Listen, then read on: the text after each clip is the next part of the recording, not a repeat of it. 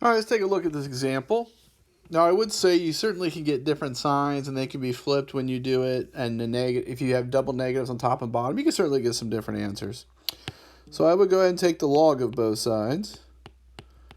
Log of 17 of negative x plus 6 equals the log of 8 to the 8x, and you can use natural log as well. So now I can take the exponent down. So I would end up with negative x plus 6 times log 17 equals 8x log 8. So now I see I have this log 17, which is just some number. I can certainly distribute it.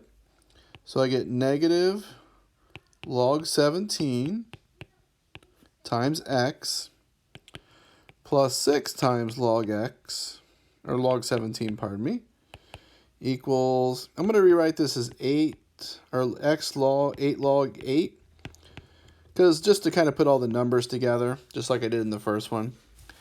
Because obviously now we want to get everything on one side, so all the x's. So I'm going to add log 17x to both sides. So that'll get me 6 log 17 equals x 8 log 8 plus x log 17.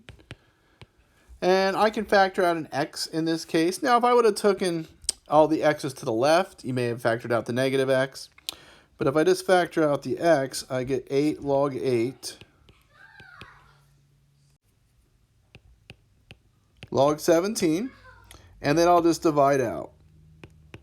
So x equals 6 log 17 over 8 log 8 plus log 17.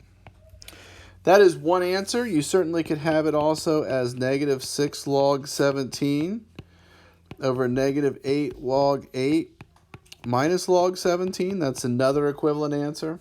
And there are others as well. So hopefully this helps out. Let me know if you have questions about it.